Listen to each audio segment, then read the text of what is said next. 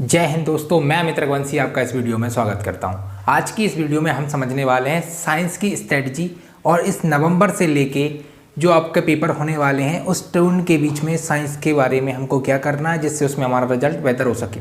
अगर आपने साइंस को बहुत अच्छे तरीके से पढ़ा है तो कोई दिक्कत नहीं है, नहीं पढ़ा है तो भी कोई दिक्कत नहीं है, क्योंकि अब हम उसके बारे में कुछ इस तरीके से स्टडी करेंगे कि उसका पूरा सारा कॉन्सेप्ट आपको क्लियर हो जाएगा। आपको कहीं पे भी कोई इसमें परेशानी होने वाली सबसे पहले आपको क्या ध्यान देना पड़ेगा। सबसे पहले आपको मुझ पर ट्रस्ट करना पड़ेगा। ट्रस्ट करने के बाद मैं जो यहाँ पे बताऊंगा उसको इम्प्लीमेंट करना पड़ेगा। उसके बाद आपका बनेगा वंडरफुल रिजल्ट। ठीक है ना, पहले ट्रस्ट फिर इम्प्लीमेंट, उसके बाद बनेगा आपका वंडरफुल रिजल्ट।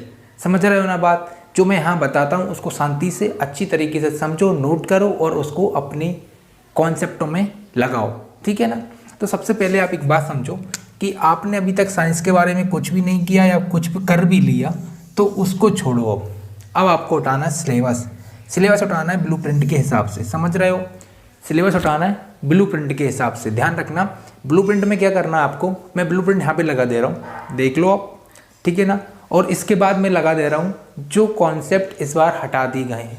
कुछ चैप्टर ऐसे के ऐसे बोर्ड ने हटा दिए कि उनसे क्वेश्चन नहीं पूछना है, तो उनको पूरा क्रॉस करना है आपको। ठीक है। ब्लूप्रिंट के हिसाब से उठाना नंबर वाइज कि कौन से चैप्टर से कितने नंबर का आने वाला है, कौन कौन से चैप्टर मैंने याद कर लिए, कौन कौन से चैप्टर मेरे वीक हैं, कौन कौन से चैप्टर मेरे अच्छे हैं, उसको टिक करते जाना है ब्लूप्रिंट के हिसाब से। उसके बाद जो चैप्टर आपके अच्छे से हो गए उनको साइड करना है, जो चैप्टर आपके अच्छे से नहीं हुए उनके बारे में बनानी है स्ट्रेटजी। ठीक है ना। स्ट्रेटजी बनानी है आपको चैप्टर वाइज। क्या करना है कि चैप्टर उठाने, चैप्टर जो याद हुए हैं उनको अलग करना है, जो याद नहीं हुए उनको अलग करना है, कौन से चैप्टर से कितने नंबर का आना है वो चैप्टर के ऊपर लिख लेना है। ठीक है। उसके बाद उसका चैप्टर वाइज बेसिक बिल्कुल देख लेना है। उसके बाद बनाने उसमें क्या करना है कि PYQ लेने हैं। जो चैप्टर आपको याद नहीं है उनके PYQ लेना है, कम से कम 5 साल के, 19, 20, 21, 22। ठीक है ना। ये 4 से 5 साल के क्वेश्चन आपको करने हैं। ठीक है। PYQ प्लस करना है BBI। ठीक है ना। BBI आपको अपने ट्यूशन टीचर से मिल जाएंगे। ट्यूशन टीचर से नहीं मिलेंगे तो आप मुझे बता देना, इसी वीडियो के नीचे मैं दे दूंगा आप लोगों को। BBI में ऐसे दूंगा आप लोगों को, अगर आप लोगों को बोलोगे तो उनसे एक भी क्वेश्चन आपका बाहर जाने की संभावना खत्म हो जाएगी। इन दोनों से क्वेश्चन आपका पूरा फंस जाएगा। ठीक है ना। PYQ अच्छे से करना, क्योंकि PYQ रिपीट होते हैं। आप जैसे ही उनको देखोगे तो आपको देखेगा कि 19 का 22 में आया है, 20 का 21 में आया है, 19 का 20 में फिर से रिपीट हुआ है। कोई तो लगातार 2 साल रिपीट हुए हैं, कोई 3 साल रिपीट हुए हैं। तो PYQ को अच्छे तरीके से करते रहना है। ठीक है। उसके बाद PYQ और BBI के बनाने हैं आपको नोट्स। ठीक है। क्या बनाने? नोट्स बनाने, प्रॉपर नोट्स बनाने बाकायदा अच्छे तरीके से, कि 2 नंबर वालों के अलग बनाने, और 3 नंबर के आ रहे हैं तो 3 नंबर के अलग बनाने, 4 नंबर के आ रहे हैं तो 4 नंबर के अलग बनाने हैं। ठीक है ना। अब और आपको उसका करना है। फिर नोट्स बनाने के बाद क्या करना है? नोट्स बनाने के बाद रिवीजन करना है रेगुलर। ठीक है ना। ऐसे आपने अगर सोच लिया कि मुझे 5 दिन बाद या 1 सप्ताह बाद हर शनिवार को या हर रविवार को रिवीजन करना है, तो उसको बिल्कुल लिख लो कहीं पे भी, और हर रविवार को हर शनिवार को रिवीजन चालू रख दो। ठीक है ना। PYQ और BBI के पूरा नहीं पढ़ना है, मैं बोल रहा हूँ पूरा नहीं पढ़ना है, यही आपको पूरा दिलवाएगा। ठीक है। उसके बाद इस पे ध्यान देना है, ऑब्जेक्टिव ये 30 नंबर का आएगा भाई। ठीक है ना। देखो क्या होना है कि चैप्टर वाइज निकालोगे आप तो आपको मिलने वाले हैं 2 नंबर वाले 24 क्वेश्चन। ठीक है। मतलब पेपर के अंदर 2 नंबर वाले जो क्वेश्चन आने हैं वो 24 आएंगे। 3 नंबर वाले आपके आने हैं 3, मतलब कि 9 नंबर के आने वाले हैं।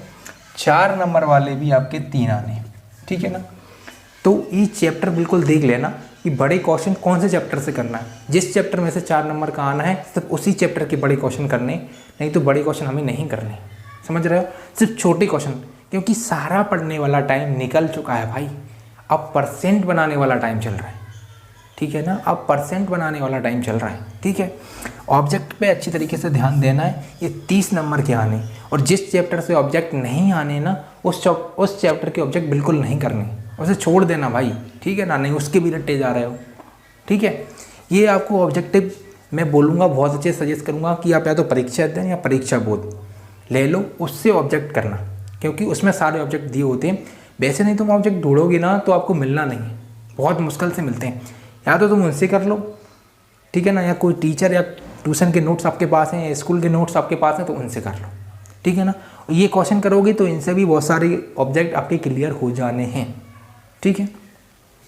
अब देखना आपको ये सारा करने के बाद आपको ध्यान देना है सिंपल पेपर पे। किस पे देना है? सिंपल पेपर पे। आपको देनी पड़ेगी 3-3 घंटे की सिटिंग। 3 घंटे बैठ के एक सिंपल पेपर नोट्स करना है, पहले ये कंप्लीट करना है, उसके बाद इस पे जाना है, ठीक है ना। 3 घंटे बढ़िया बैठो, बाकायदा पूरा लिखो।